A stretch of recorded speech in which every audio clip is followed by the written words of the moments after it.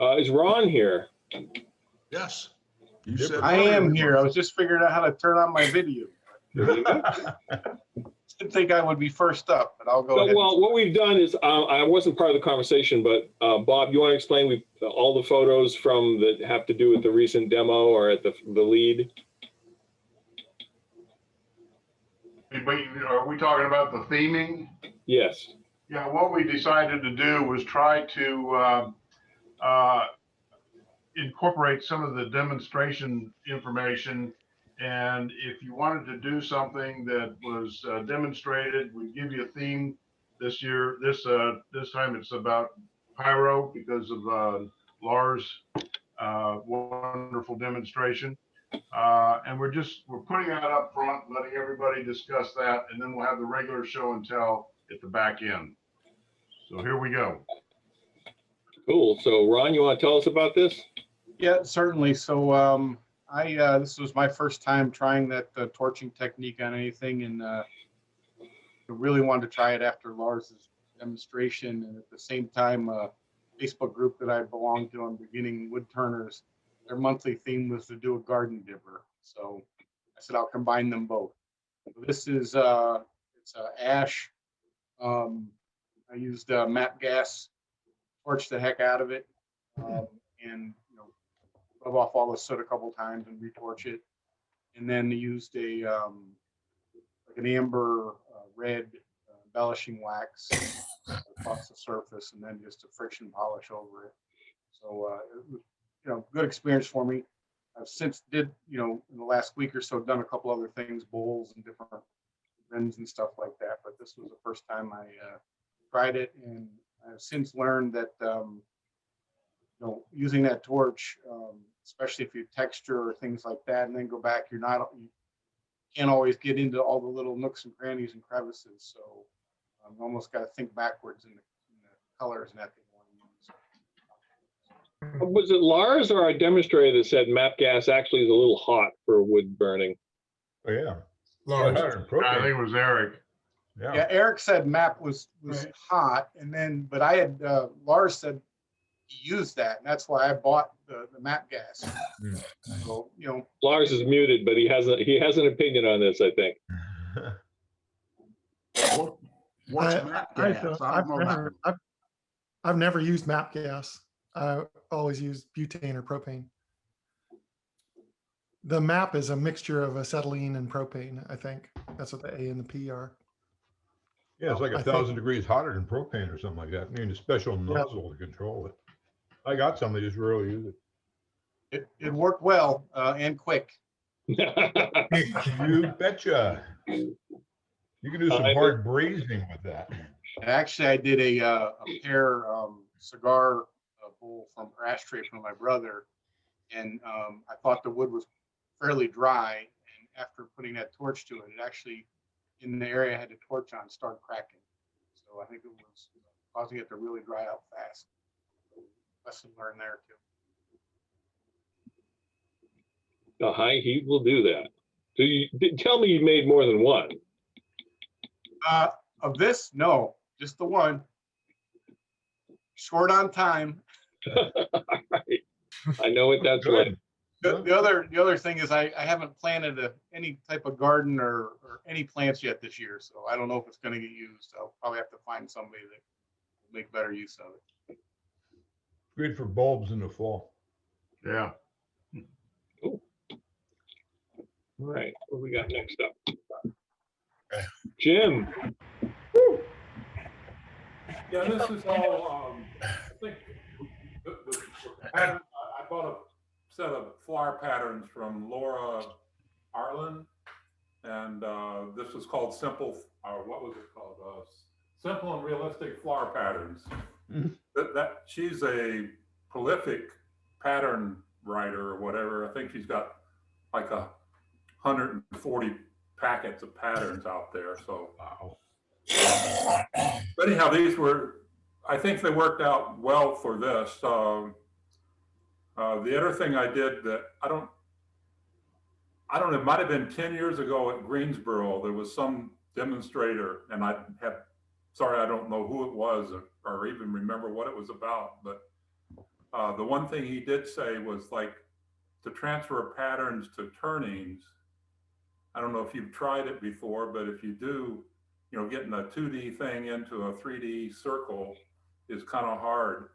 And what he told us to do was to wrinkle the pattern and the carbon paper. It's not carbon paper, whatever the paper we use. Wrinkle it up and then unfold it. And with the wrinkles, you can make it conform to anything. So that was how I did these. I wrinkled both of them up and then just, you know, taped it on there and transferred the patterns. They look excellent. Well, thank you.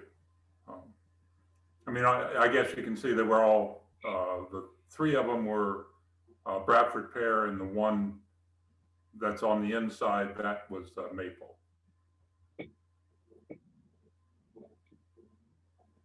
So the pattern just you just chalk it, mark it in with a pencil and then follow it with the burner. Is it that simple?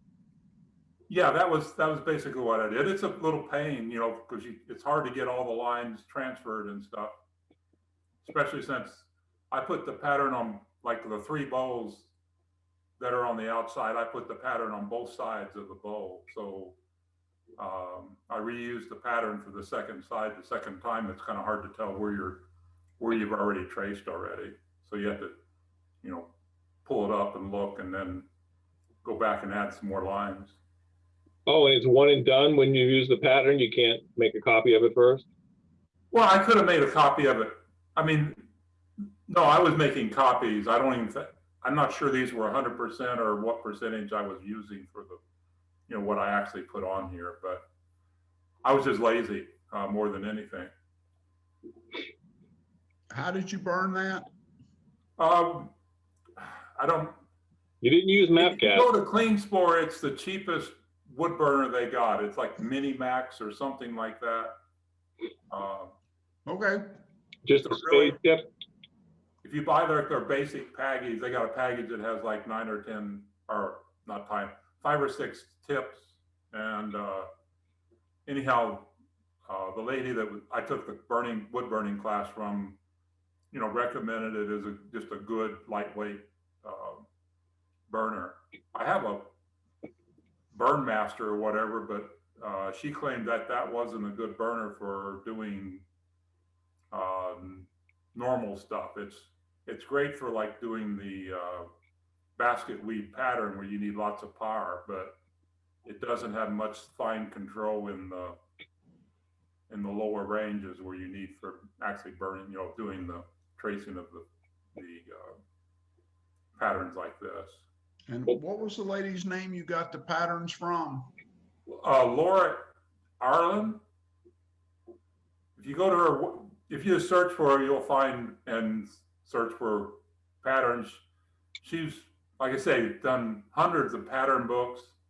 That she's wrote 30 or 40 books. I mean, she's prolific. Is that Ireland, like the country? Yeah, like the country. Thank you. I mean, some of them are, you know, they're for burning, carving, different types of carving, you know, like from chip carving to relief carving to anyhow, to things like this, and tattoos even. Covers a wide range of stuff. Did you notice a difference in the effect on the maple versus the Bradford pear? Well, they're both good burning woods. Pear is really dense, so you get really nice, sharp detail. I was wondering if the maple you had to maybe use a lighter touch. Well, you might have to turn the tip down a little bit, but other than that, it was not a problem burning the maple. Not for you, apparently. And like this, I use the same tip on all of them. The tip I use is like a wedge or whatever, and it's kind of like a curved blade. So you know, it mainly wants to go straight, but it's not hard to make curves with it. Beautiful, though. Well, thank you. And there's your other one, Jim. Yeah, and this was just plain. The one on the right, I really like how it turned out. The one on the left, I was just trying anything on it, as you can tell. I think any of the patterns on the left one I would possibly use somewhere in the future, but as far as the bow is concerned, I think it got too busy. Or maybe both of them are probably too busy, but I still like the one on the right. It's funny when you see the photographs of these things, you can't quite guess the size. So when I saw that it was 3 inches, I'm like, really? Yeah, it's at most 3 inches. So it didn't take you a whole afternoon to burn that pattern, I'm guessing. Oh, no, it doesn't take long. I mean, you're just taking little lines and you just did. It takes a while. I mean, probably took Yeah. maybe a half hour to do one, but not longer than that. I like the busyness. You like the businesses? Okay, I like the one on the right. I really liked how the hashes turned out. I mean, they're just random hashes going in opposite directions and on the outside, and then there's dots on the inside. But I just really like the way that turned out. The one on the right? Yeah, the one on the right. Yeah, I like that too. It Like I said, reminds me of palm. What's that? The pattern makes me think of palm wood. Oh, okay. Like I say, the one on the right, I don't dislike any of the patterns that I used in it. It's just the combination together I don't like.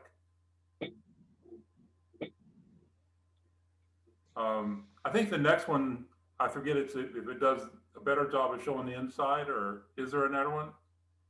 No, that's it. it. Okay. Yeah, they were both Okay. horizontal photos, so I combined them. Oh, okay. Yeah, you send me an extreme vertical or extreme horizontal in two versions. I'll make it a square because on this screen it's the easiest way to see it. Okay.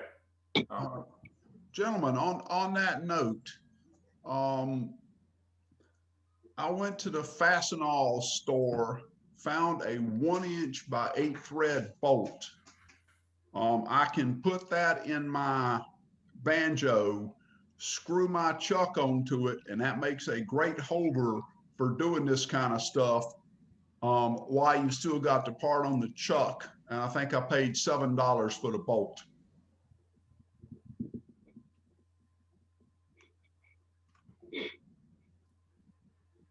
Cool. I don't see Preston around, so we're gonna skip I past saw him this. pop up. I You saw did? his face earlier. Yeah, a little bit earlier. I Yeah, he saw him was pop he up. was on earlier. This is Ted's, not That's Preston. isn't it? I'm sorry, I meant to say Ted. Yeah. Has anyone seen Ted around? No, I don't see him on the list, so we're gonna move past. Apparently, he did some burning. He did. Maybe we'll cover those later. Terry, you're around. I saw you.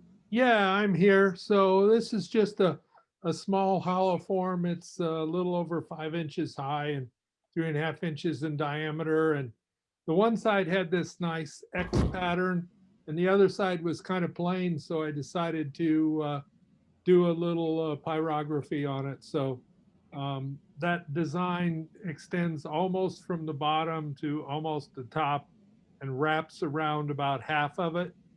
And then I also played around with this and hollowed it from the bottom for the first time ever. Oh yeah, good.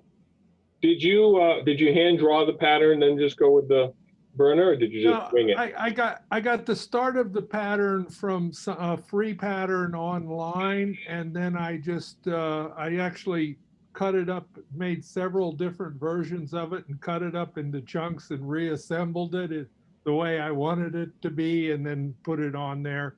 And I traced it on there and then burned it. It's a nice effect.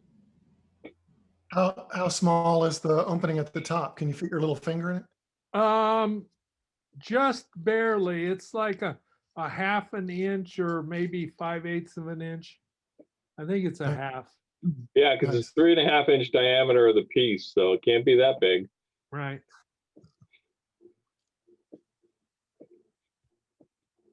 But you I didn't, could have probably gotten something, a very small hollowing tool in there, but I just, I did hollow this one from the bottom. I like the space alien on the other side too. Yeah, I like that. So that's why I didn't do any pyrography over there. It gives me two, very different sides to this thing. If I want the kind of natural wood with the X on there from the heartwood and the sapwood. And this thing has nice grain, so what's the finish? I think it's probably like it's either a wipe on poly or antique oil finish. I'm not sure which one, but it's fairly shiny, not too shiny, but fairly shiny. Cool. Really nice piece, Terry. Thank you. I like the form. Yeah, the shape's really nice.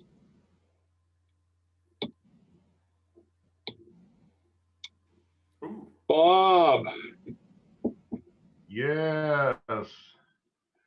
I have no idea what kind of wood this is. It was one I found in my shop when I was cleaning stuff on.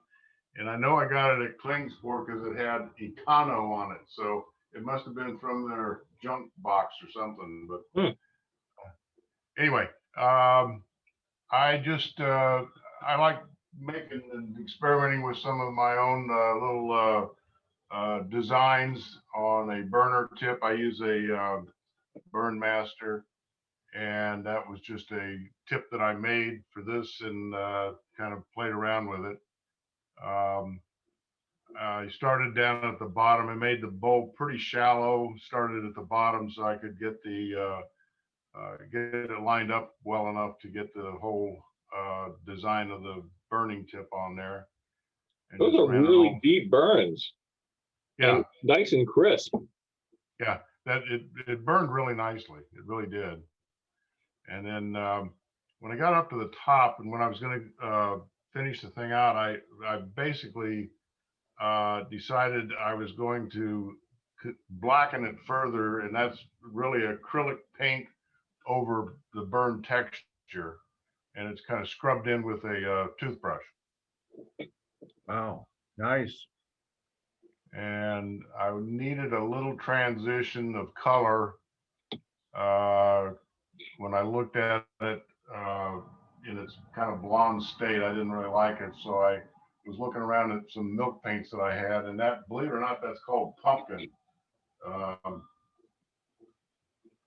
So the painted portion of it is milk paint. That's your true color, the photo. The photo is not misleading us about that color. That's what it looks like. You're muted.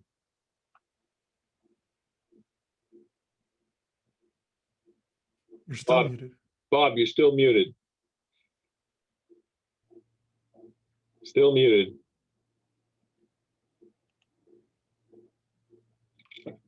You really don't want to talk to us. Did we offend you? Is that a separate ring on top that you, there's,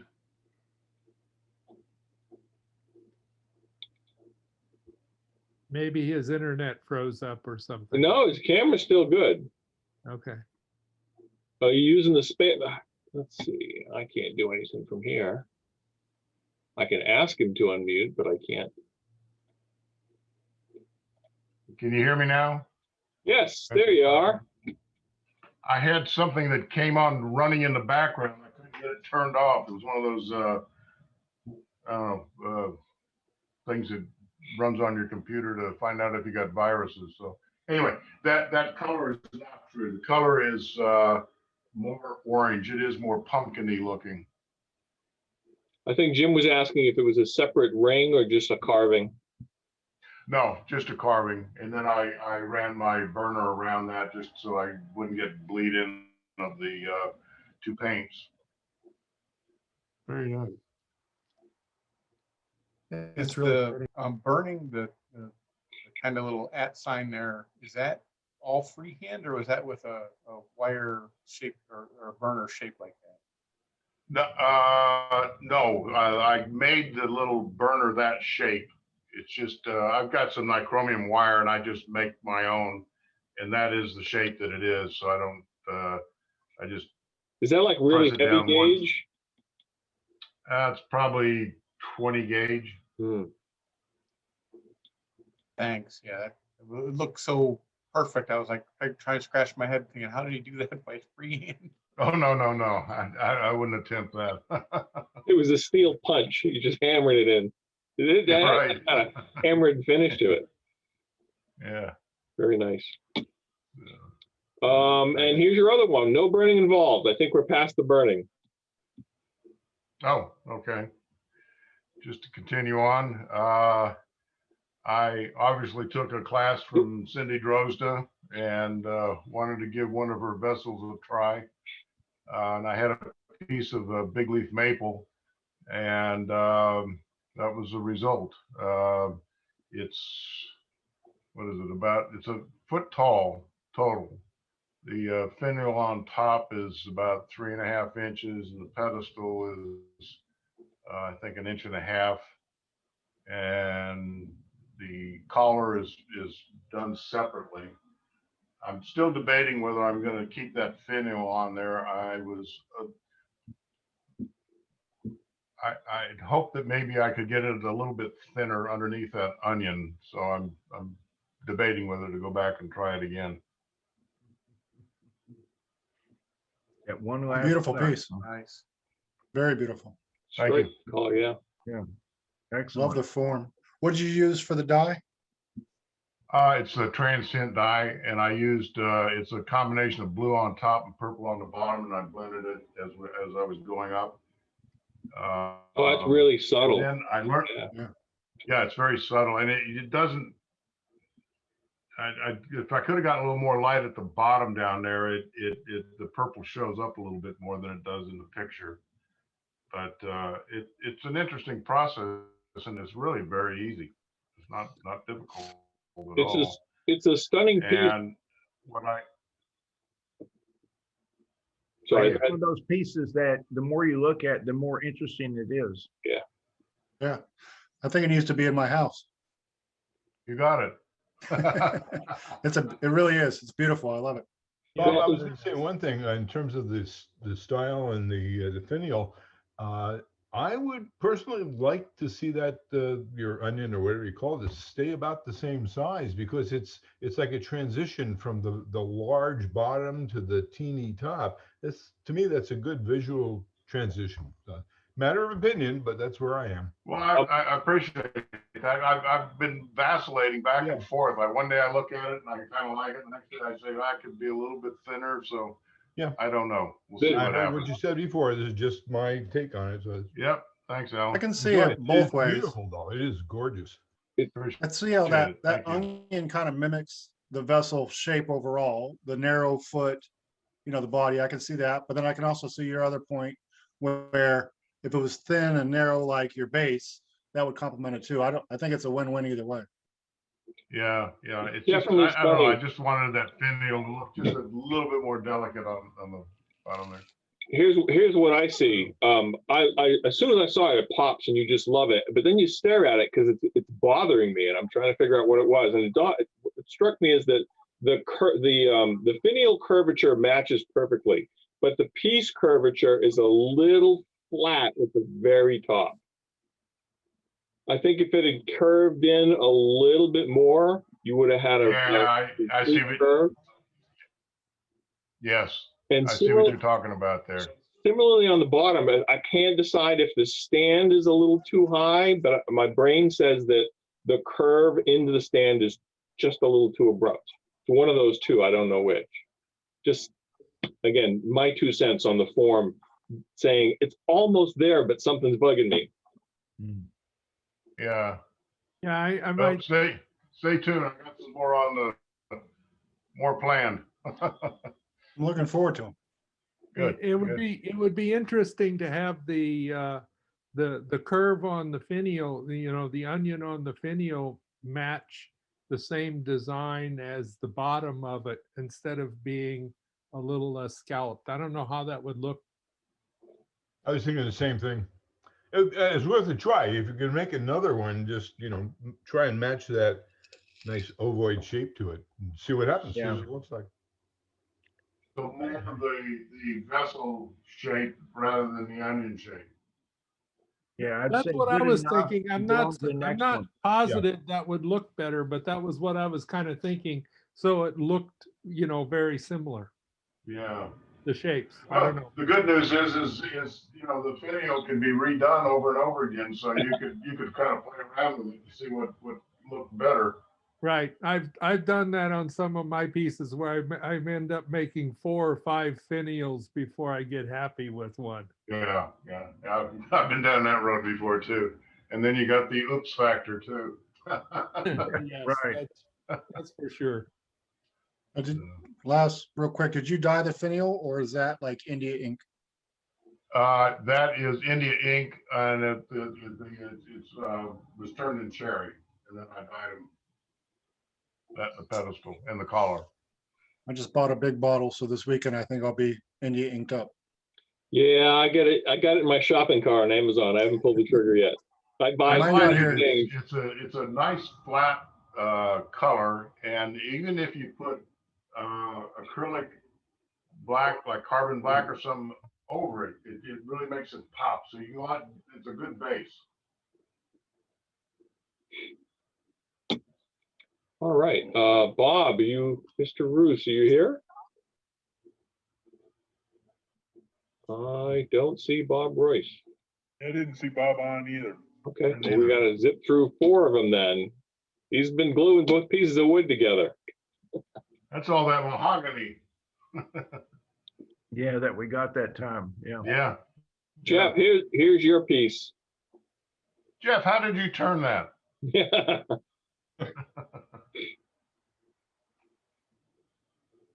You're muted, Jeff, which is okay by me, but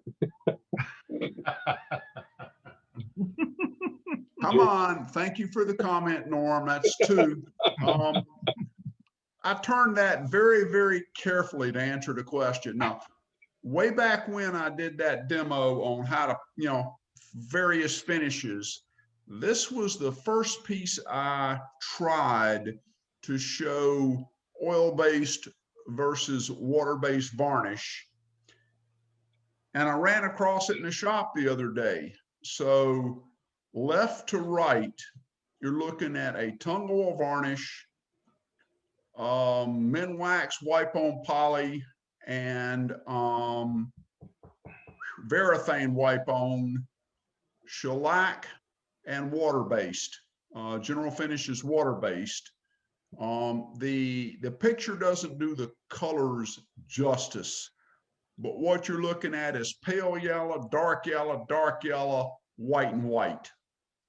After 2 years in the dark, and that's what's going to happen if you do a high build wipe on poly on a part, put it on the shelf where the backside doesn't see any light.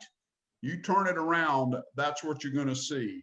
Now I'm going to hit my screen share.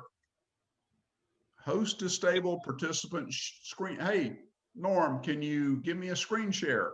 do you mean you want me to highlight you, or you're actually going to show the computer screen? Yeah, I'm going to share on my computer screen. Okay. You ready? No. I'm not. Still disabled. I know. That's why I said I'm not ready. Okay, whenever you are, let me know.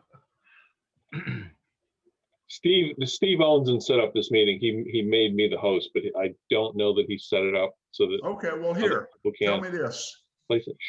Do Yeah, the colors show up a little better like this? See that We're- yellow next to the white? we can see it. I can see it now. That's Yeah, just the keep kind talking. of thing, that's the kind of thing you get when you use an oil-based versus that's oil, shellac, and water-based after a couple of years. What I wanted to share. Later, guys. I That was totally it? agree. I totally agree. Thank I've done 2 and 3 pieces that are I don't use water-based for anything. If you put them side by side, brand new, they're white. It's just not the same. It actually, if you're having a whole lot of trouble sleeping at night, I mean, a whole lot of trouble, you can look up a technical article called The Long-Term Yellowing of High Solids Architectural Alkyds, written by yours truly. And I'll guarantee you it will put you to sleep in minutes, because I have put to sleep technical audiences in 10 talking about, hey, y'all, let's watch paint turn yellow. Most phrases that start with "let's watch paint" end that way, don't they? Well, you know, I used to think getting paid top dollar to watch paint dry was a pretty darn good gig, until I met some of the guys from Ronc-Palant that got paid a lot more than me to watch grass grow, you know? I mean, how much better does it get than that? All right, gentlemen. All right, moving on. Moving on. Mr. Duxbury. Oh, that's a tough one to follow. Yeah. Wait a minute, this one's round. Yeah. This is a How'd you pewter turn ring. that? What? This is a pewter ring poured into the top of a piece of walnut. It's only 6.5 by 2. But I figured out how to pour pewter rings now, and it looks gorgeous. It came out really nice. Other than it changes the balance of the bowl. When you pick a bowl up, you have a feeling for what it's going to feel like. When you put a lead ring around one end of it, it just plain picks up differently, okay? But it had a little defect in the end, so I drilled a hole, cut some channel in there, and I put a little, I don't know, whatever, just to see if I could do it. And I'll do some more of this. That worked kind of, it's expensive as all get out, but it worked good. Came out beautiful. That's the bottom of the bowl. Also on the other one, go back to the other one once more. On the other one, a lot of people do this, but they turn a pewter ring and then they glue it to the top of the bowl. This is actually a channel cut in the top of the bowl, a top of the blank, with a dovetail. Instead of the dovetail going down into the wood and opening up, the dovetail comes up into the pewter ring and opens up. So it takes less pewter and it's on there. Also, pewter shrinks. So if you put a dovetail into the wood, it's going to shrink. If you put the wood up into the dovetail, it shrinks onto the dovetail. And that Always thing is, the engineer. and that thing, I'll tell you, that thing is on there. It's Amazing. Plus Beautiful. it takes less pewter. Lots of fun. Pewter cuts really nice, polishes up. I don't know. Don't breathe the fumes, that's all. Did you take a Sounds like a good photo of the? demonstration one day. Yeah, or at least a photo of that dovetail cut before you pour the pewter would be really interesting. Because Ooh, I all your never thought of engineering's that. hidden. Maybe I could do an article on that someday or something, or a demo. Yeah, Yeah. Cut the bowl in half. never mind. Maybe the next one. AEW might like an article like that, just to know how to do it. It's kind of fun. The first one I did, I saw Ernie Conover spin a piece of metal, I don't know, make some kind of ashtray or something. And when he got all done, he cut the edge off of it and threw it away. And I picked it up. He says, what are you going to do with that? I says, I don't know. I'm going to melt it. I got to see if I can do something with it. But I poured it into a mahogany bowl, and he said this particular pewter is an alloy that melts at a lower temperature. And damn, I don't know. I got it from abroad or something. Everything they do is in centigrade. I can't convert that in my head. I just, I think it's around 320 degrees, but regular pewter is around 460 or something, and it burns wood. So, but anyway, if you don't know what you're doing and you're stupid and you get away with things. Once you learn how to do it, then you can't do it. Then it doesn't work no matter what. But anyway, I poured his pewter ring into a piece of mahogany. I still got it. It came out really nice. But anyway, lots of fun. Nice form. I think the black line complements it really well. Oh, thank you. Yeah. That's I don't like to show a joint, but if you burn next to the joint, well, it come out good. This was just an old piece of walnut I had kicking around here, or Rita had kicking around. I had to get permission, but Good anyway. plan. Anyway, You said you were stupid. yeah. All right, you got one more. Oh, this is Oh, it's break time. yeah, I just did an article for Woodturning magazine out of UK, and this is an hors d'oeuvre tray.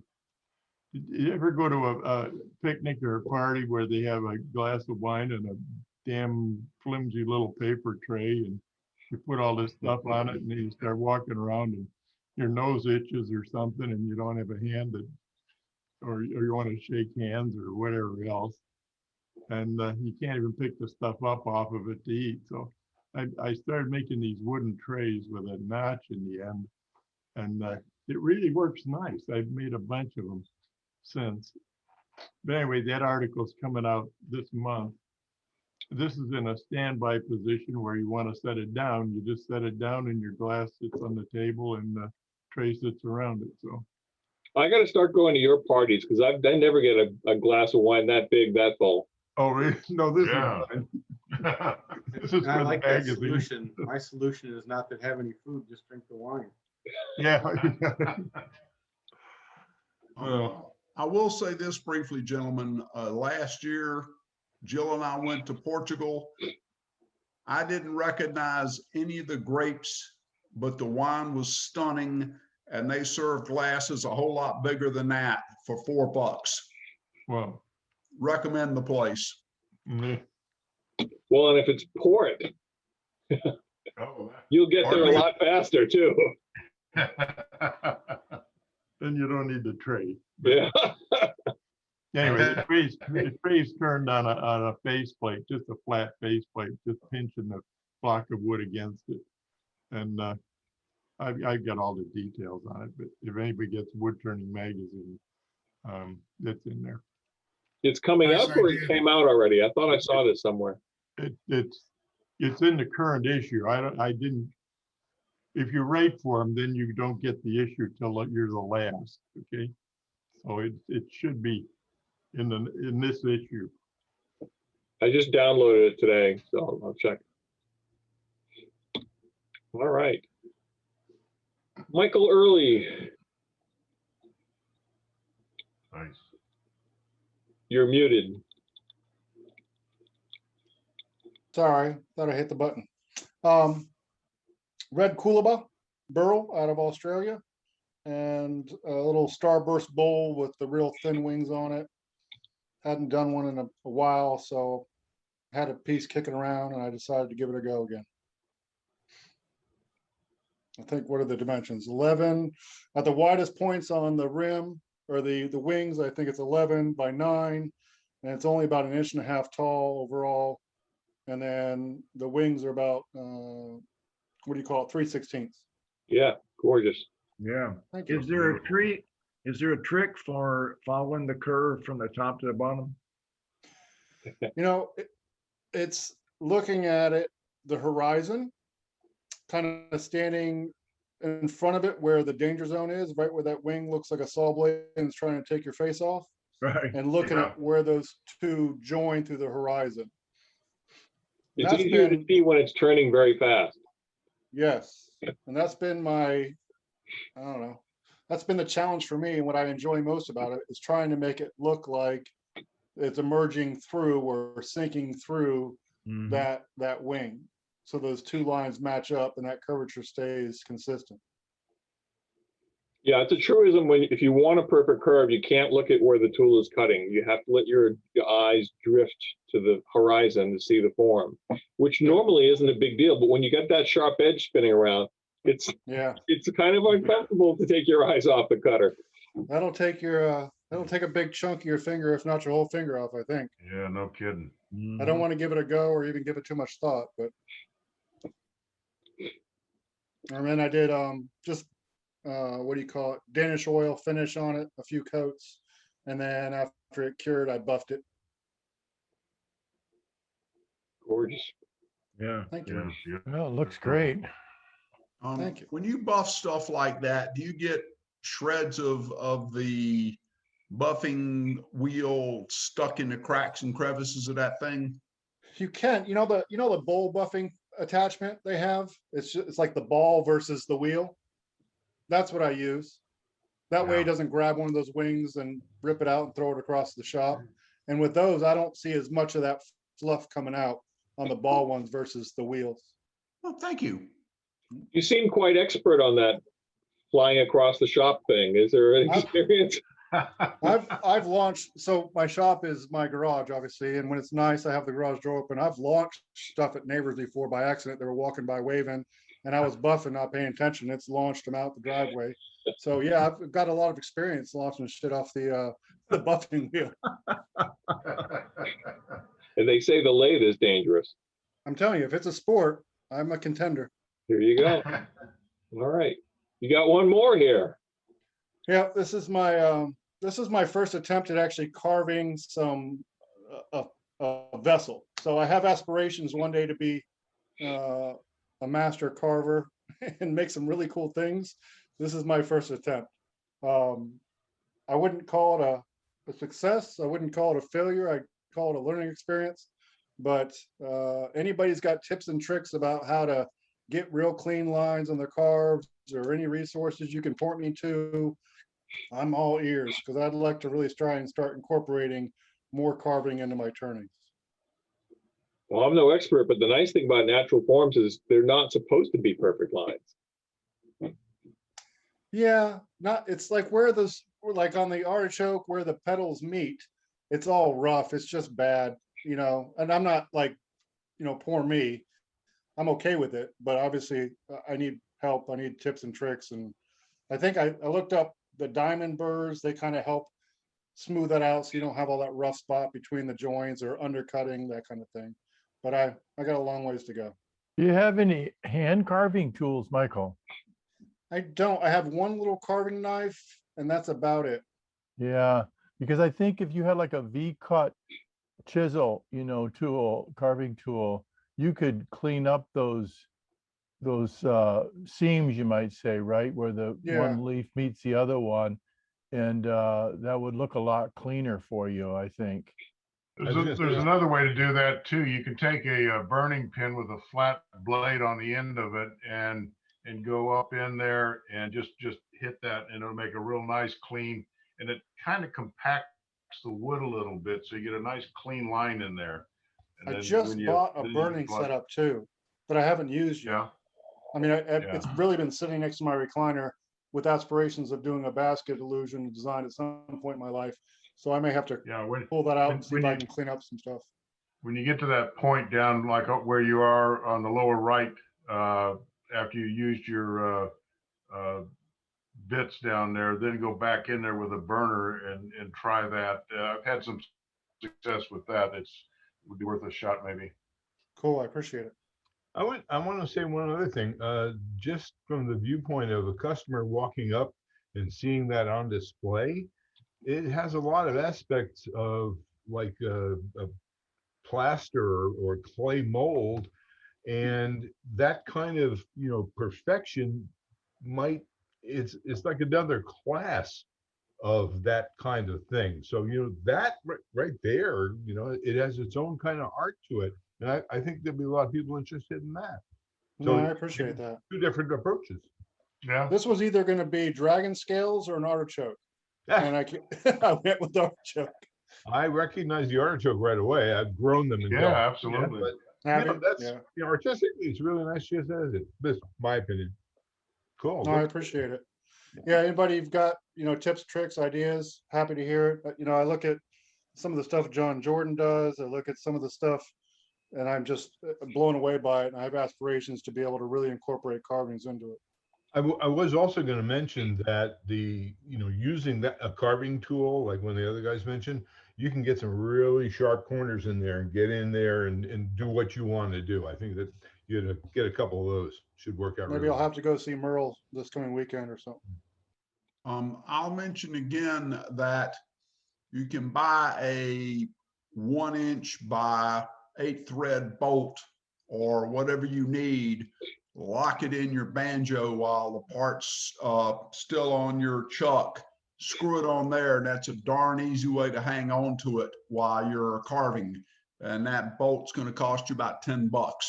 Yeah, I appreciate that. When you said that, didn't realize that I could easily get a 1x8, but there's that Fasteners R Us or Fastenal store.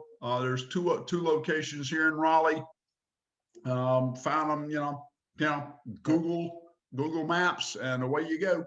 It's not $10, but Trent Bosch sells a tool which I just pull out every time. do you? Yeah, I've seen that. With a lever It's a chunk release. of change. It was about, it's well worth it. I think, yeah, because the thing is, it's infinite positioning. Yeah. So instead You of can trying to put that- you carve can at put an that on awkward your angle. lathe. Sorry, go ahead. No, I was gonna say, That's for people who are in the computer business and have money. I'm a paint chemist. I can't I'm in the afford to computer pay business, but attention. I don't know about money. Jeff, that's the one over by Atlantic, isn't it? One of those outlets with screws and parts and things. Jeff, Do what? I couldn't hear. is that the for screws and bolts and things? Is that the place that's over like off Atlantic? There's one over near Atlantic, Yeah. and there's one down past the fairgrounds, was a little closer to my house. Okay, I think I've been to the one on Atlantic. God, they have every possible thing. You walk in and describe it, and they'll pull it off the shelf.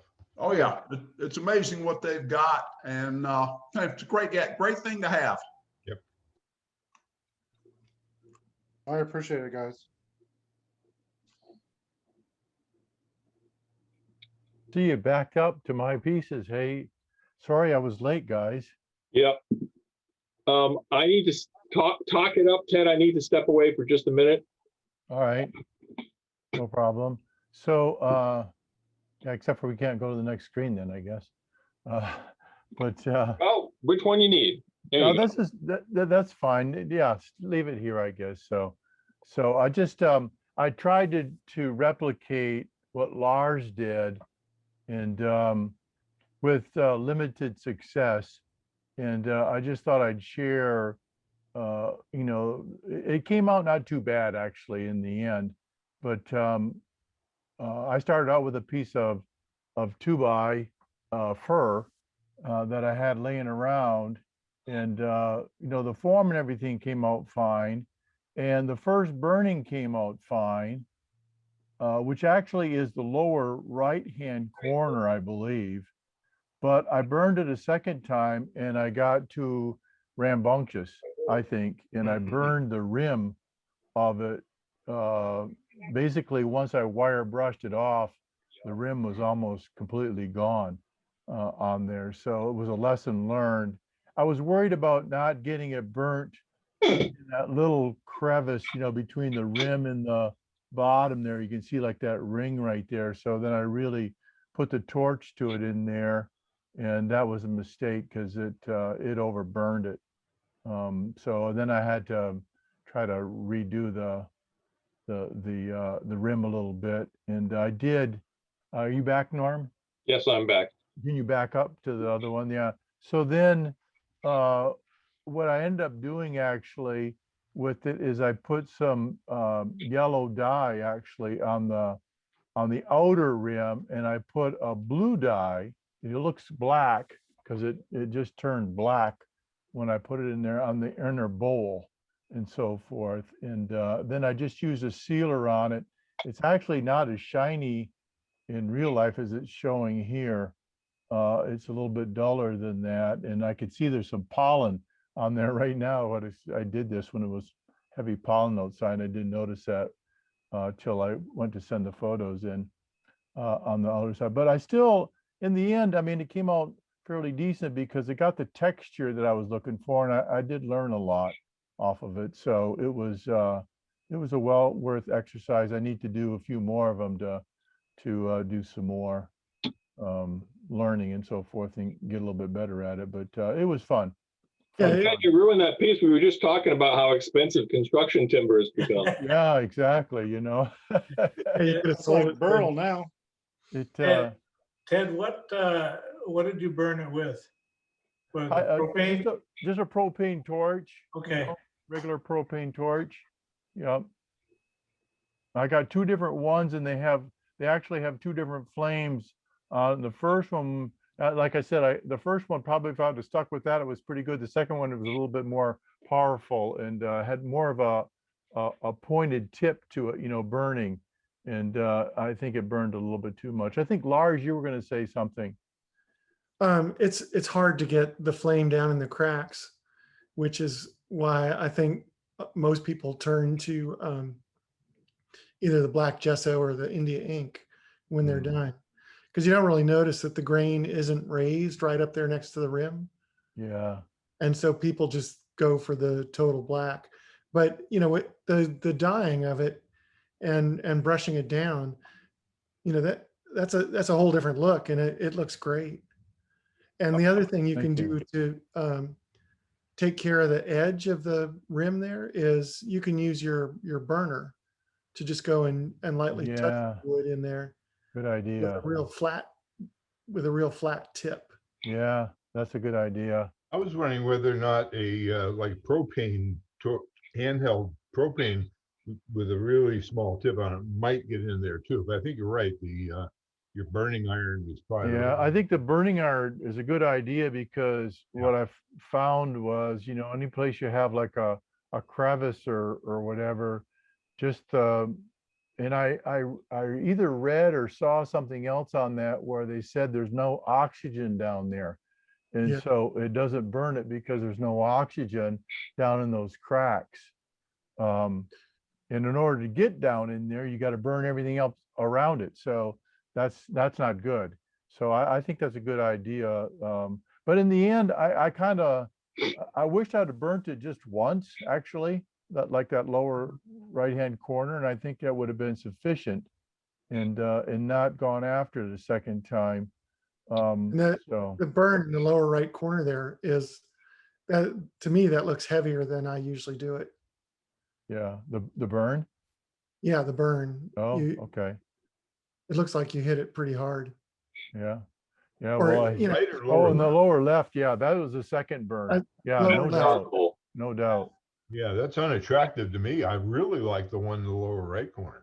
Yeah, that was after the first burn. Yeah, and like I said, I think that was enough, and I should have stuck probably with that. But anyway, it was fun, anyways, and yeah, and it wasn't much in the cost of wood, so 8 inches of a 2x8, right? yeah, that's right. Yeah, it's nothing. Oh, $150. Yeah. Yeah. Start searching out pallets for that kind of art. Yeah. Yeah, you can move on to the next one, I guess, then.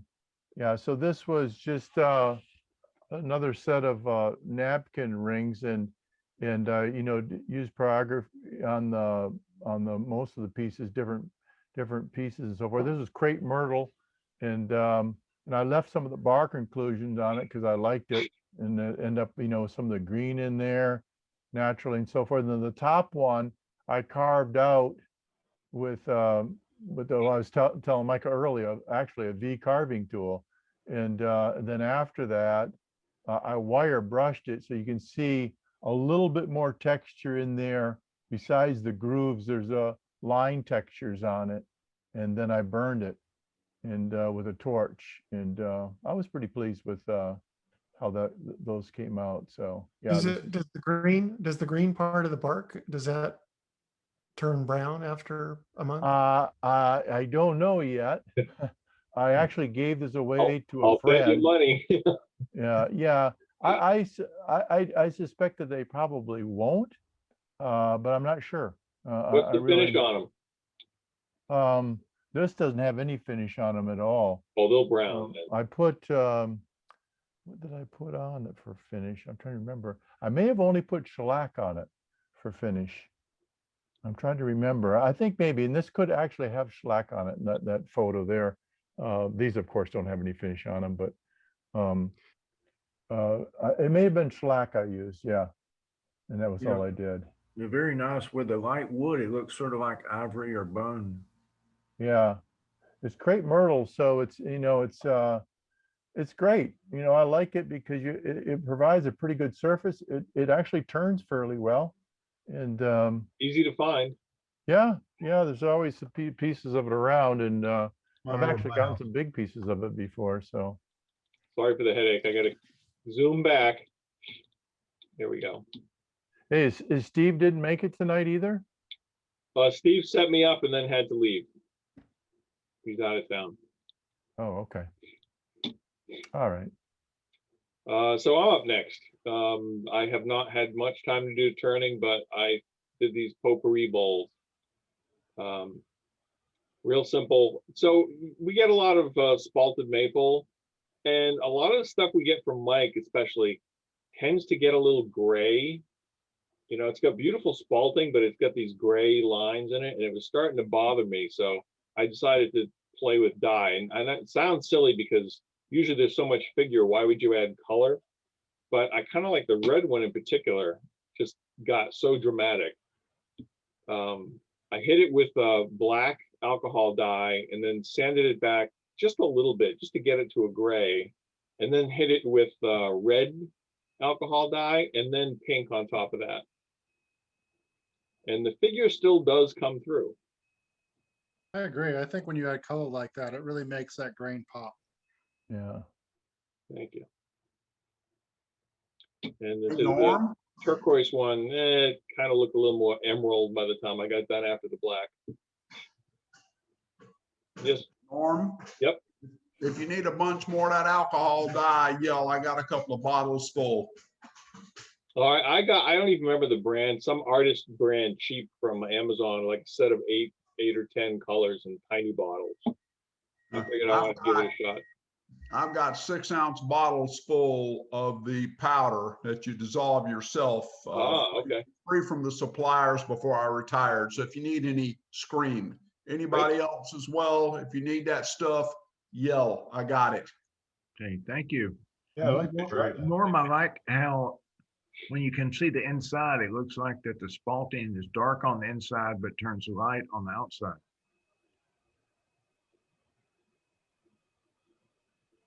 I'm not quite following you. Oh, you mean at the rim?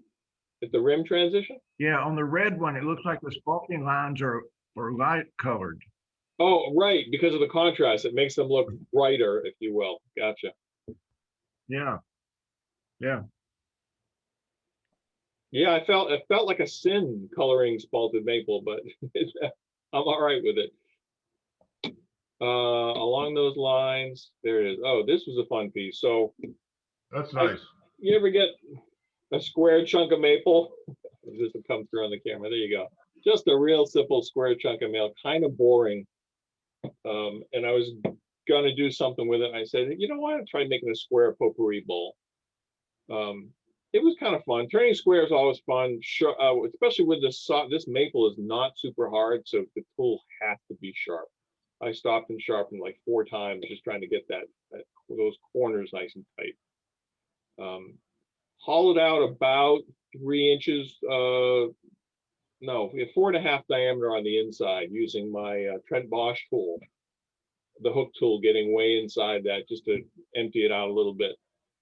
The flat sides were just not doing it for me. I basically, after half turning the piece, I took it to the belt sander and just made sure they were nice and square before I did final turning, clean them up, but they just weren't popping at all. So I decided to paint them with gesso, hit it with a burr, and then I went back with the gesso to fill the holes. I didn't want to, the white showing through wasn't really working that well. So I just filled them again and then lightly sanded it back so it gave a kind of a grayish pallor to it.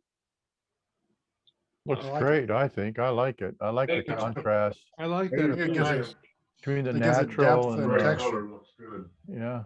Me too. Beautiful. Thank you. The corners are fun. Got to be Yeah. dead square. Yeah. Yeah. like I say, it's just under 8 inches, so it wasn't a big piece, so it wasn't all that difficult to achieve. But I'll probably try it again. I was debating whether or not putting some dye on that piece of maple, but everyone keeps telling me keep it natural, so I'll do that. No, that's a nice transition. Yeah, I like that contrast. Cool. Well, thank you. Stefan, are you with us? You're muted. Yes, I am.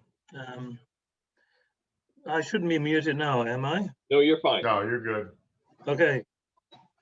So since Jeff showed a piece that was not turned, I thought I'd show a piece that's not turned. This is a piece of willow oak. It's huge. It's, I forgot, 15 inches wide and 25 inches You said tall. 24 by 19 by 2 on your plan. Right. And the purpose why I have it is that this is from a tree in Chapel Hill. And the owners where this tree stood wanted a cutting board, a charcuterie board. And they wanted a large one, which is bigger than the planer I have. I have one of those traditional planers that some of you may have that's 12 inches wide. And they want a wider one than 12 inches. So I'm wondering what I should do to get it planed. And certainly one option would be to just take a belt sander and sand it down and hopefully have it even. That's a little difficult. Depends on how far it is. You can set up a rig with a router. So you make a frame that's a little bit higher and put a board across it, mount your router so that you can slide it across and work at it. Or you can just turn it on the lathe. Just put it on the lathe and turn a flat on the front and the back. Yeah. Stefan, if you want, I've got an 18-inch planer and a 24-inch drum sander. You just come up one Sunday. Oh, that would be awesome. Who said this? It's Craig. Craig. That would be wonderful. Where do you live? Franklinton. I'm And up what in town do you up in Franklinton. Okay, I will text you. Yeah, I mean, your suggestions are all welcome with a router as well as with a turning. Turning is a little difficult. This is 24 inches wide. My lathe is not quite big enough, even though I could do an outboard turning. But then I would also have to fix somehow a foot to it to put it on the chuck. So I would lose some of the thickness of this. I wouldn't want to glue this onto a piece of wood. The friend with the big planer is the way to go, for sure. No, it sounds like an excuse to buy a bigger lathe to me. Yeah. Another option, if you can't get to Craig's house, you could go to Gibsonville at the hardwood store. They've got some huge planers there. And you can use them? Well, I mean, they would charge you to do it, but yeah. No, go to Craig's. You want to see his lathe anyway. Yeah. Yeah. Hey, Good. Thank you, Craig. I will tell you, I've been to the hardwood store and I wanted them to plane a board and they told me that they were no longer doing it. And they gave me a name of a guy in South Raleigh that has a bigger plane, which I'd have to look up. But I don't believe the hardwood store is going to do any more planing or individuals because they just don't know where the wood came from. Yeah, got it.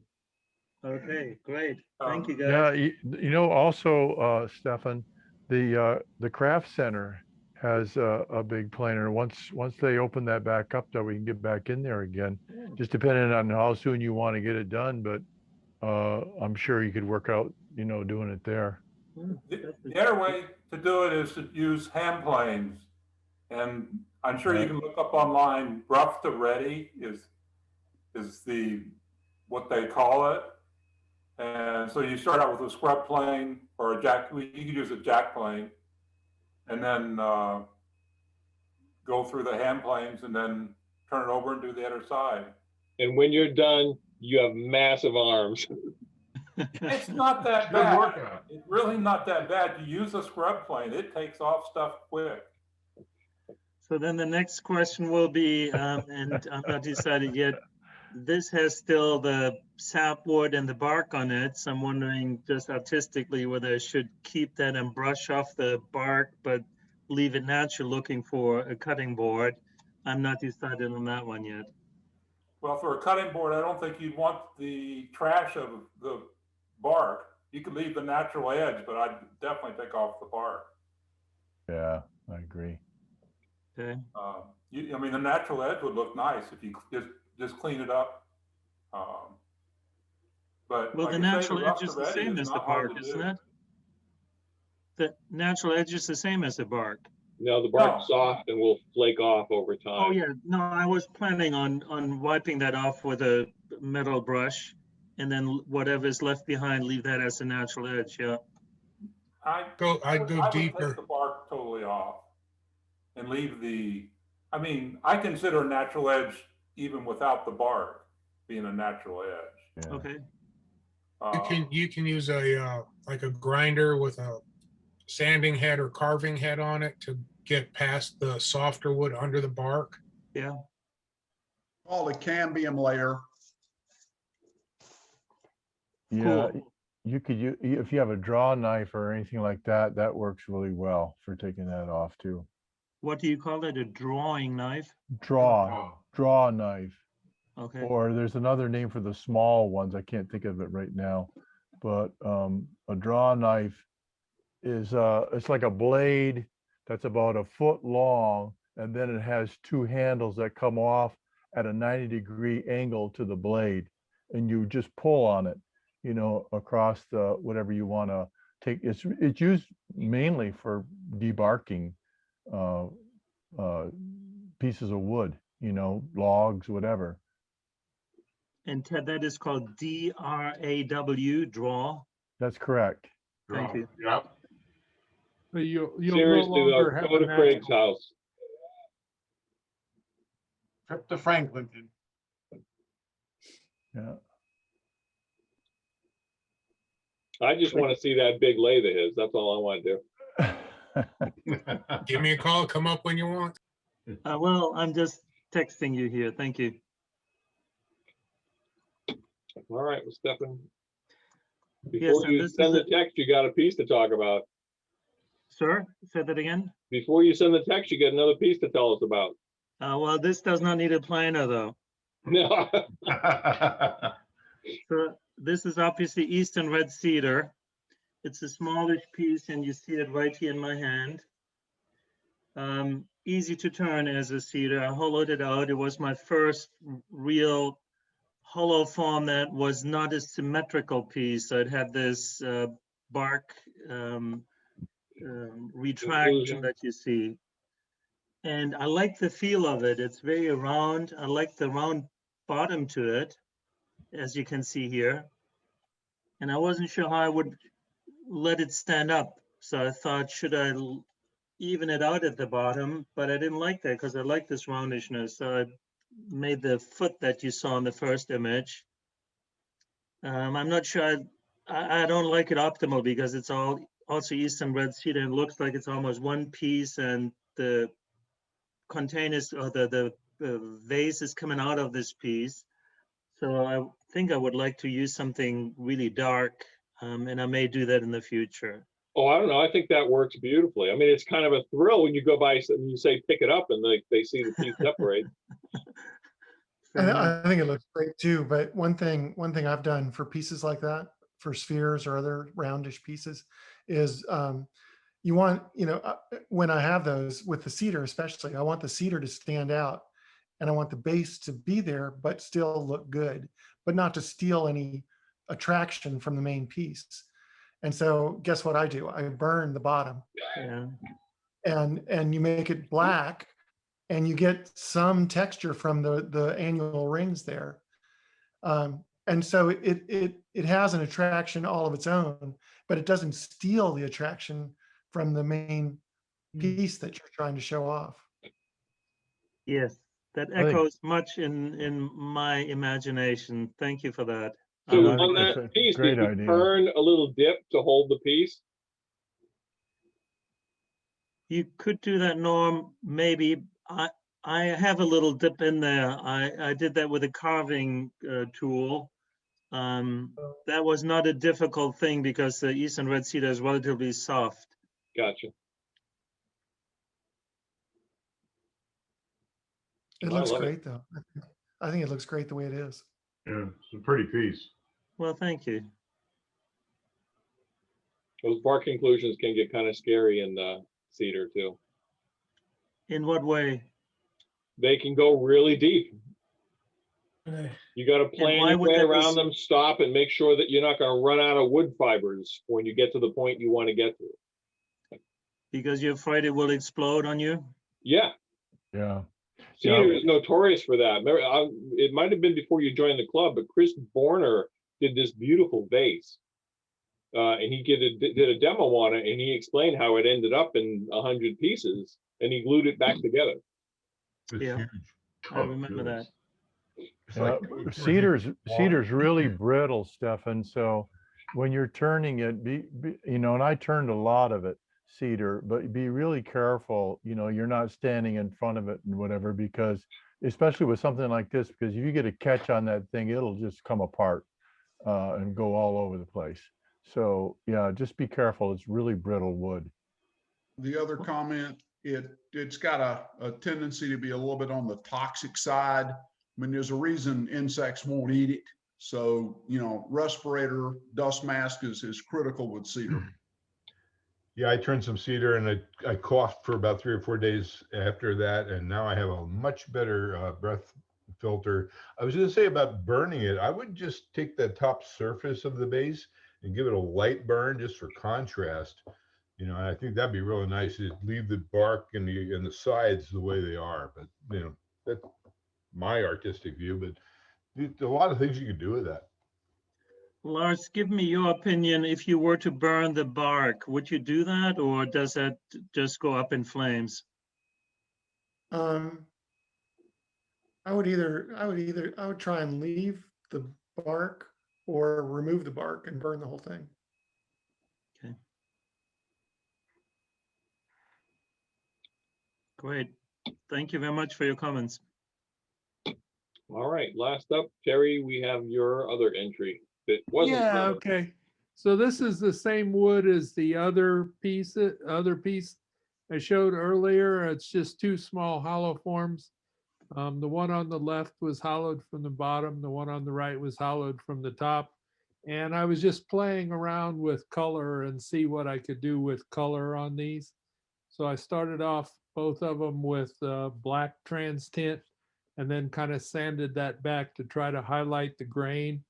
And then the one on the left, I used a combination of yellow and green and blue. And the one on the right is red and orange after the black.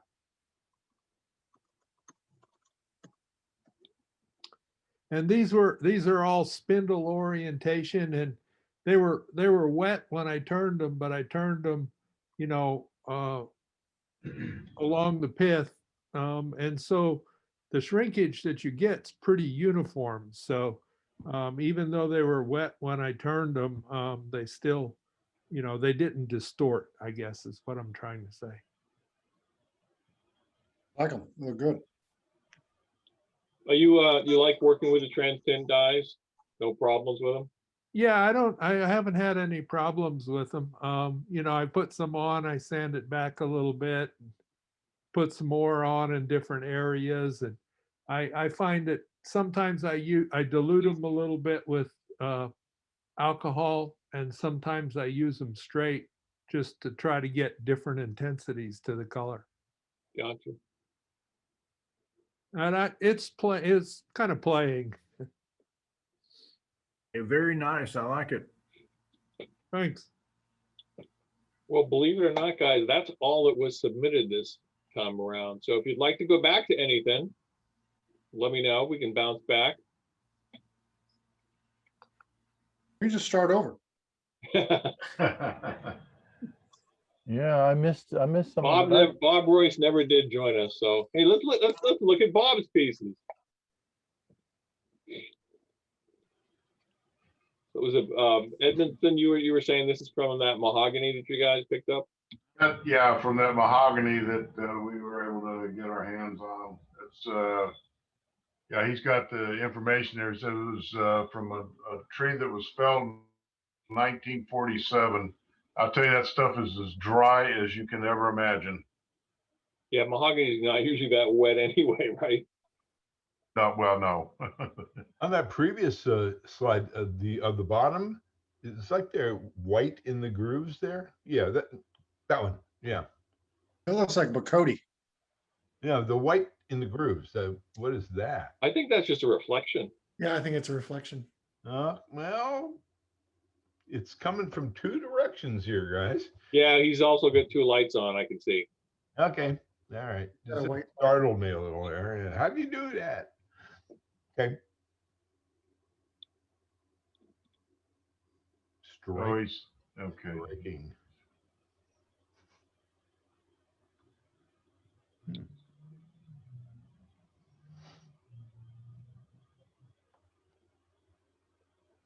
Anyway, so, all right, so there's a lot of people here who didn't bring anything, which is perfectly fine. But let me ask this. Why don't you tell us about what you would have liked to have submitted, but didn't get a chance to finish? I always remember on Thursday. Yeah. I've got a pile of things to send in, but With all the reminders that Bob sends you, I you know. don't give it till Thursday. I know. Hey, guys, I sent mine in from Seattle. I had to put a calendar invite on to remind me on Wednesday. Yeah, I'm working on a couple of small hollow forms, and I'm just playing with the shape and doing a finial on the top. So yeah, they're coming along. Maybe next month. I've got a few pieces of wood that I picked up from my son's new house. They're roughed out, but they aren't ready to share yet. I think they're going to get burnt, but we're talking fire pit, not Lars style. Well, see, he won't admit it, but I think Lars starts by throwing a piece in the fire pit, and then at the last minute he goes, well, wait a minute. Grabs it. this looks pretty good. I had two interesting pieces. They weren't any artwork stuff. There was people that make flight simulators needed two mandrels, 101/2 inches long, 3.43 inch diameter on one end, tapered to 2.5 on the other, with a tolerance of plus or minus 20 thousandths. And they had to be shipped off this morning. Holy man. Oh my God. That's what I've been doing. Hey, Terry, what were they? They're mandrels.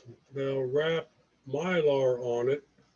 The mylar goes on a curved surface. So therefore the mylar has to be kind of an arc shape, and that's why the taper to the mandrels, so that it would roll onto there properly. Wow, what a project that must have been. That sounds like work. Yeah. So Terry, did you have to use what is it called, support stabilizers on that to keep that from flexing on you that long?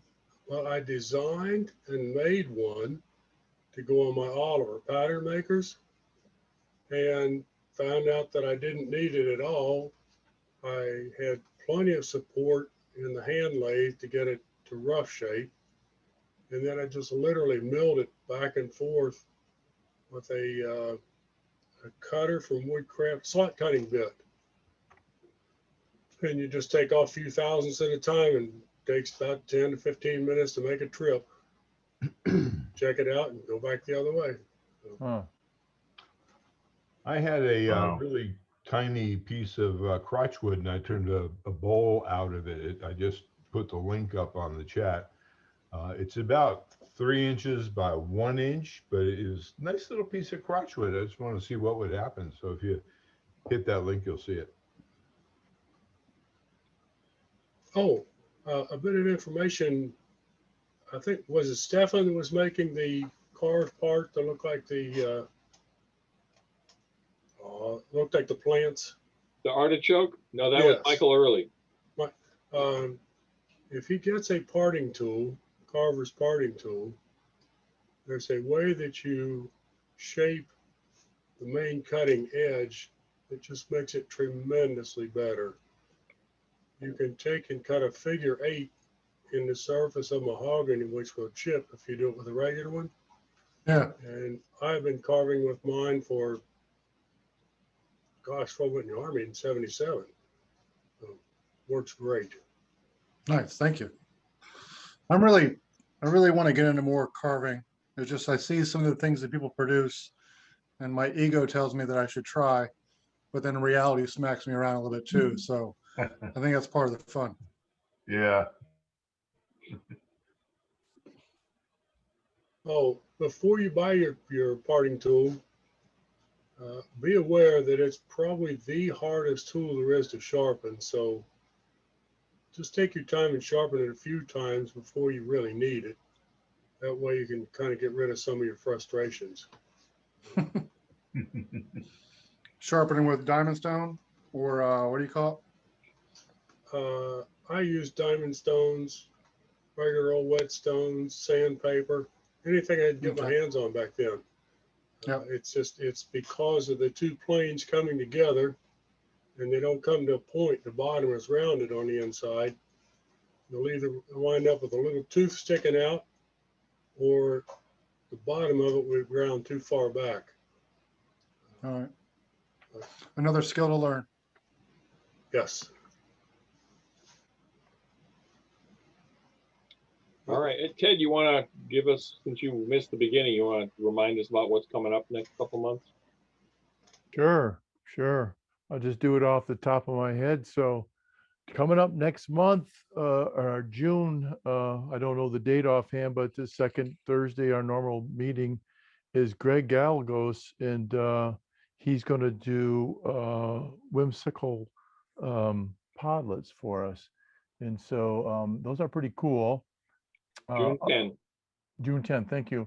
And if you go out to his website, there's a link out there in the news article for it. You'll see some of the stuff he does. And if you're on Instagram, his handle or whatever is Natural Selections.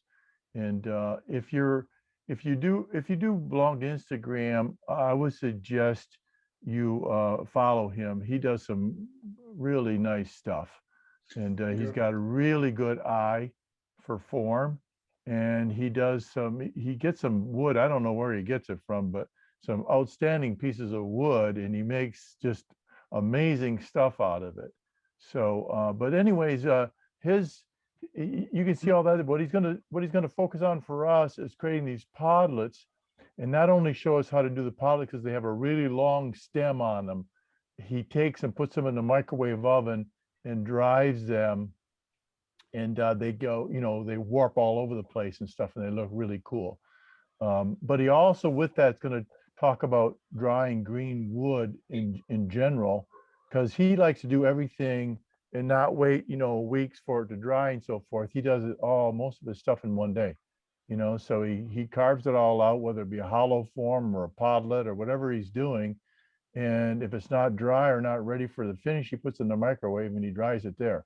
So he's going to show us how he does that. What's his handle? Natural Selections. Yeah, Natural Selections. Yep. I can attest to his work. I own three of his pieces.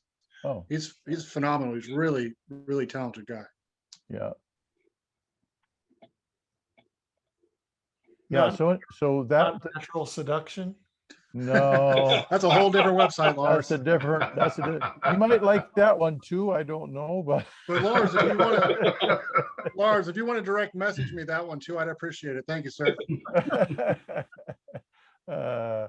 Then, anyways, we'll have the show and tell following that the week after that, and then coming up in July, Norma's going to do basic box building for us, and that'll be. Norm has recorded a video on that, so he'll be playing the video and then stopping, pausing, pointing out extra things on that, taking questions and so forth. So very basic. Yeah, that'll be pretty cool. And before I forget, I don't think I'll be able to make the July meetings, either one, because I'm going to be traveling and overseas. So I don't think I'll probably make those two. So Norm, maybe you and I can connect beforehand, make sure we're we're set on that. Where are you getting to go overseas? Going to Sweden, actually. Yeah, Ah, yeah. My in-laws have a place there, so. And they're getting elderly and they need some help. And this may be the last year that they're able to go there. So I'm going to go over there and help them out. And then coming up in August, Steve is going to do resins for us. So he's going to talk about resins and casting, talk about doing resins for crack filling and so forth, and also for stabilizing. So he's going to go through those 3 different aspects of it, his recommendations and what he does to do all those things. So that'll be pretty cool. A piece of it. And then again, show and tell the week after that. And then coming up in September, we have Scott Grove doing inlays for Woodturners. So he's going to talk about all different types of inlays, be inlays even in places like for cracks and so forth, but mainly for more of embellishments, you might say, enhancements to your pieces. So he'll be working on that for us in September.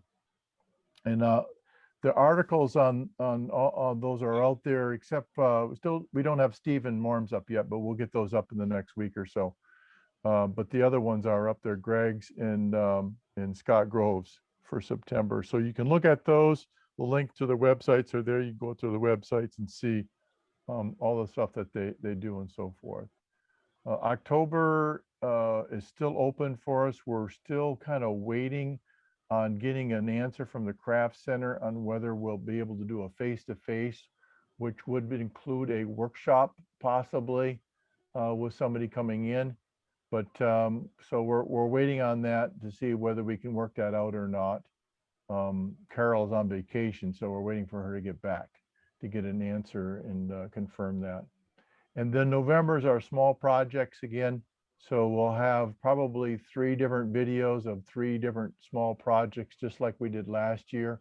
And the demonstrator will cover those and so forth and take questions and answers. And these are projects that anybody can do, beginner, advanced, or whatever, for small projects for, Christmas presents and so forth, holiday presents. kind of focused on if you only have a mini lathe. Yeah, that's right. That's right. You can do it on a mini lathe. So they're small, they're easy to do, but you can do them on a small lathe. You can do them on a big lathe. That's what you have. But and then December is, again, if we're able to come together, we'll probably have a holiday party and some small demonstration at the same time with it. But that's undetermined at this point in time. Cool. Well, thank you. Yep. So let's say we're well under our time. I actually remembered I had this little video.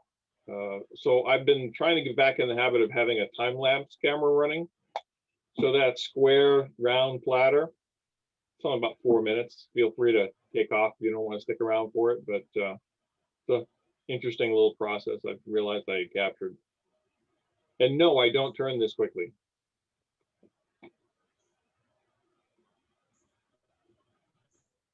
More and more, I go to this no wing bowl gouge.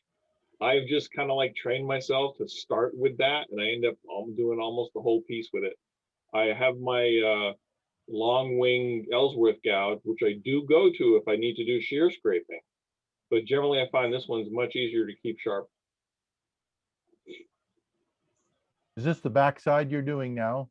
Yes. Yeah, it's just a screw chuck holding it in. It's a. And where's the I can't even come from? Oh, that was just this. So this, I noticed how I pull this out. It's a weight that I keep near my laser when I need to do some laser etching. So that was just testing the laser burner a long while ago.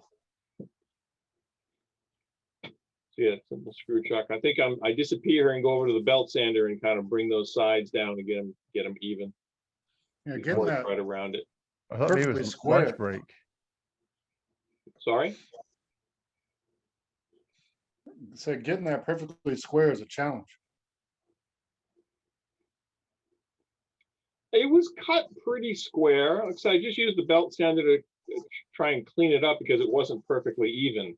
But that's the benefit of doing that belt sanding after the first side, because now I know the corners that I'm shooting for. So I was able to use the sander to kind of, just give me a nice even edge and then correct whatever corner I missed on the turning on the back side, on the front side. Well, Norm, the other part about that is even if it was perfectly square down to the 10,000th or less, it's not. But even if it is, it's not when you put the screw chuck in it, so you have to redo it anyway. Because when you're off center, it doesn't count anymore. Gotcha. So that's why it's better to sand it afterwards. Yeah, because I would have messed that up easily. I got you. That makes sense. Well, good. I feel much better about waiting to do that. For me, it was easier to hold it and there was less to sand because I had already taken some of that curvature out.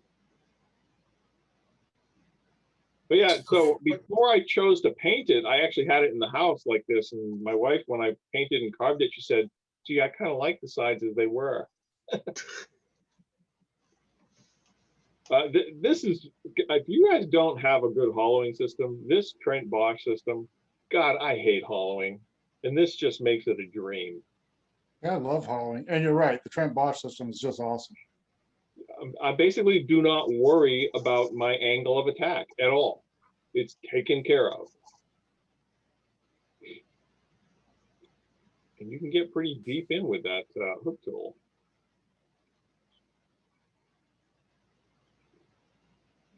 Yes, I gotta go. Thank you. Great time. Great camaraderie. See you, Preston. See you later. Bye. See you next month. Yep. Is that the stabilizer you have, Trent Bosch? Is that the? It must be the 5/8 one. Is that right? Yes. Yeah. Okay. Yeah, I just don't do enough really big stuff to Yeah. get the bigger one. I have the 3/4 one, and it is a little bit cumbersome sometimes when for smaller projects.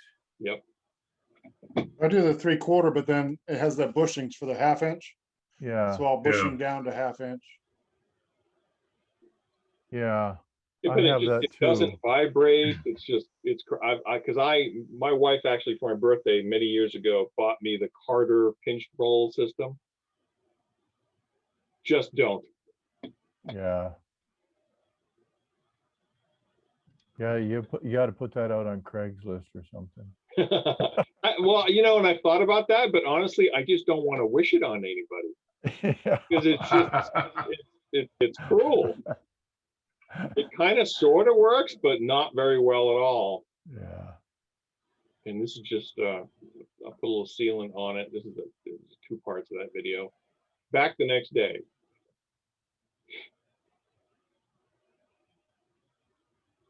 So what do you do, Norm? You just leave like a GoPro running? No, I actually have, it's I bought these years ago. They're a little Brino camera. I gotta put it in front of me so you can see. There we go. It's a little time-lapse camera. And I can set it to take a shot at different intervals. So I normally set it up for a shot every second. Yeah. And when it's done, it produces the AVI file for you. So I don't have to go stitch them all together. That's cool. It's really cool. I use it at events sometimes to capture the crowd movement. But yeah, it's not the best camera angle. Like the light washes out sometimes, but I find it's helpful to look back on the process sometimes. Yeah. So Norm, this looks. Still edit afterwards? I haven't yet. Like I said, this was just, I happen to have this. Like I'm going to disappear for a while, so I'll fast forward. I can edit it, but this stuff usually I just capture as is because it goes by so fast.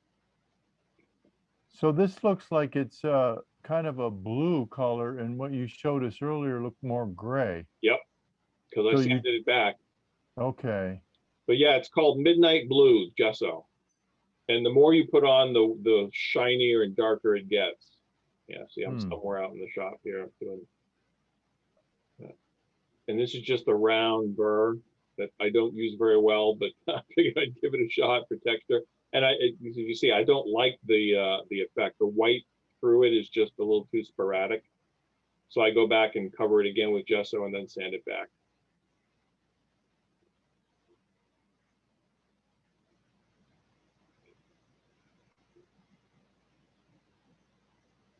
Yes, it's super blue when it's wet. Yeah, sure is. And then in the holes, it ends up looking a little bit darker, which is, I mean, I really, after watching our demonstrator last week, I was trying to focus on what he said. It's not always about color and light. Sometimes it's about the texture depth and the way the light comes off of it. Yeah. That's what I was going for. I didn't want two colors. I just wanted to, so that you'd want to feel the bumps. And yeah, there was a little bit of bleed out over the edges, so there's a lot of hand sanding at those very edges to get the paint out of it.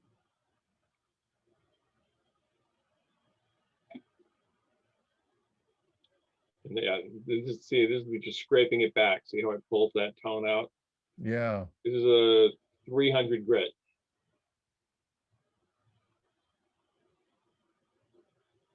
Yeah, maybe I'll put it in front of the camera again. Who knows?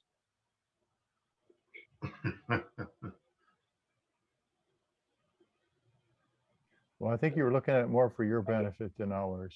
Yes, exactly. Well, you know, it takes nothing. It doesn't take a lot of work to make those videos. I just got to remember to set the camera up. I can throw it out if I didn't like it later. Yeah. And mine's always, I use my cell phone and I got to reposition it for different angles, and I don't know. Yeah, I've got a GoPro with an old iPhone set up so I can see it, at least what it's doing. And when I'm in, like for the box turning video, I use that, and I made better quality images, and you can control where you put it. But this is like, I didn't want to mess with all that, but why not record it? Yeah, no, I agree. I think, so I do a lot of videos, and I think the problem is you spend, you know, X amount of time on the project, but then you spend the same amount of time on the damn video. Yeah. Oh, editing is a nightmare. And then it never feels like it's going to be. It's like, oh, I just need to do a little this and that. Yeah. If you guys are curious, that winged bull that I had tonight, there's a video I made on that. You can see the whole process there. Are you posting it somewhere? Yeah, it's on my YouTube. I'll What's see if that? I can grab it. It's Soko Joko. You're going to have to say that again or spell it out. Yeah, Soko Joko. SOCOJOCO. I always thought it was Sako Jocko. Well, the story is I was trying to come up with an Instagram name so I could stalk my kids and make sure they weren't doing dumb stuff when they were little. And I was trying out all these different names, trying to create an account, and every name I was picking was taken. And there was a bottle of Southern Comfort, and I live in Johnson County, so I said Soko Joko, and I typed that in, and it worked. And then it just that's the whole damn story. That's great. There was no logic, there was no intelligence. It was literally just, oh, this works. Yeah, when you're famous, you're going to have to come up with a better story than that. Yeah, I know. I'd love to say it was intelligent, but it was just Southern Comfort, Johnson County. Did it pop up for you? Yeah. Yeah, so there's that video's there if you want. No, we don't have to do it now. I'm just saying in general, if anybody wants to see the process, it's up there. Good, great. Michael, I've been following you for a long time and I didn't realize you were here. Oh, really? Yeah. He doesn't What's have your a handle? Soko Jocko t-shirt, so how are we supposed to know? Yeah. I usually do wear a Soko Joko t-shirt. My kids made one for me, and you know, of course you're gonna wear it. Cool. Lane, what's your handle? I don't really have anything on there. Just go by email and all. I got you. And it's just Land Brady at Yahoo. Gotcha. Yeah, it's fun. I enjoy doing the videos, but you know, like you said, it's so much work to do them. Mm-hmm. What editor do you use? It's Wondershare, but it's Filmora 9. So I think it was like 70 or 80 bucks for a lifetime license. Oh, I only use free stuff. I'm too cheap for that. Yeah, I was too, but then I was like, it just got to be a pain in the butt. I figured, okay, I'll spend 80 bucks once, and then it's free upgrades for life type thing. I cut my teeth on Lightworks, but I'm eyeballing DaVinci now. I hear good reports that it's easier to use. I don't think any of them are, especially when you start getting to the different platforms, the aspect ratio for YouTube versus Instagram versus Oh, yeah. Facebook. It's a pain in the butt, man. But it's That's more one- about realizing that that sanding part or that part where you had walked away is really boring and you want to shrink it down. And Oh, you yeah. there's only a couple of those, but by the time you're done, you have like 25, 50 different splices Yeah. to You know what's whittle that fun for down. me? What's fun for me is I'll do a full video and put it up on YouTube. And then I'll take that same video and I try and look at it objectively and think, what can I take out that doesn't change the story? You know what I mean? Like if you're trying to tell a story, what pieces can I remove? It's almost like saying, how do you get your point across with the least amount of words, which is not my best skill set. And then you try and get it down to 60 seconds. And it's really kind of cool. It's like a challenge to figure out if you can put it into a 60-second clip. That's what do the time lapse easier that way. Yeah, yeah. The funniest thing is I started out using on time lapse when I would go to NC State and use their lathes. They have a big jet there that is actually on wheels, locking wheels. Yeah. Worst thing in the world to do for a lathe.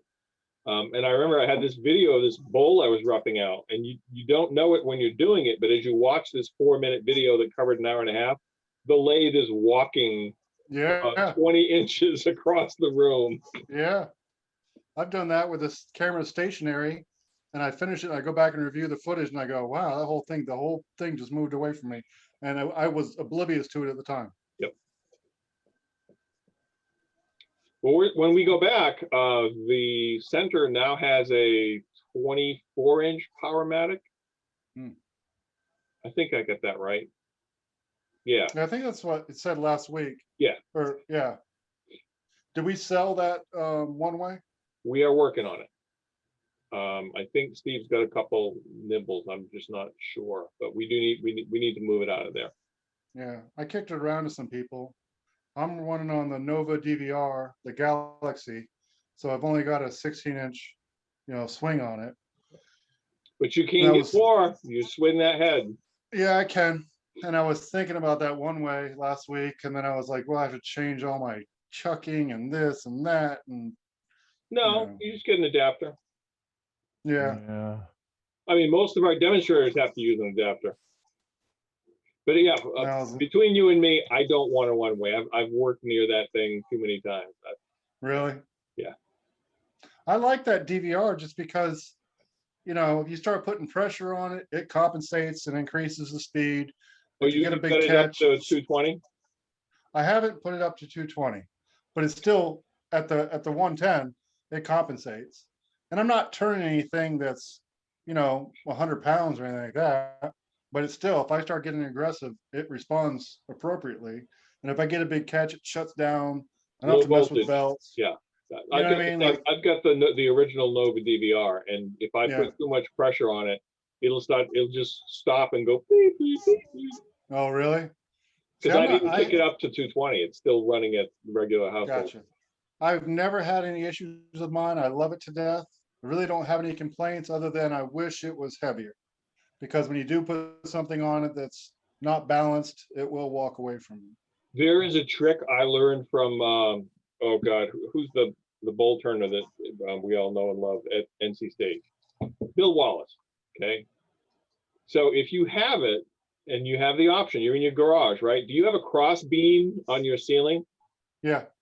So what he does with his lathes, this is ingenious, he puts a bottle jack on top of the headstock, and then he uses a 4x4 post. Oh, wow. Up to the strongest beam in the house. Yeah. So he's actually pinning the lathe to the ground, concrete floor to steel beam. And it's amazing. Basically, your whole house now absorbs the vibration. Interesting. And it's not permanent. He can take it off if he needs to. Yeah. I thought about putting bolts in the floor, but to that point, that is permanent. That becomes a mess, Yeah, he has like a whole bunch of big lathes in basically a cabin, and half of them are set up like that with bottle jacks, mounting them against the roof of the house. Really? Find the biggest beam you can find. It's just a ranch house that he had moved in and dropped on the back of his property. Nice. He bought some ranch house that somebody was going to destroy and paid whatever, $10,000 or $15,000 to have it moved. My wife's been after me about It's a building a three-bedroom shop house. because she wants to park in the garage again. So maybe I just need to buy a ranch and drop it in the back of the house. Yeah, it's a 3-bedroom house, and the living room has a couple lays. There's a kitchen, there's a bathroom. I would just live in it. That would become my house. One of the bedrooms is the sanding room or the finishing room. That sounds like a perfect use for a house. Yeah. It's pretty interesting. I put me a microwave, a TV, and a cot, and I'd call it good. He's got a big table saw in the living room, and it's completely covered with magazines and papers and books and stuff. That's funny. Hey, Lars, I sent you a message on the chat. Oh, okay. All right, guys, if anybody got anything else, if not, we can call this a night. I appreciate the conversation, gentlemen. Yep. Yeah, great night. Very good. Thank you all. Thanks, guys. And Norm, when you, after recording, once you upload that, if you can send the link to Yeah. Bob or myself. After I edit out some of the conversation. Not necessary. Just put the front header on or whatever, and that's good enough. All right. Have a good Alrighty, day, guys. Have a good All one. right, see you guys. Thank you. Bye-bye.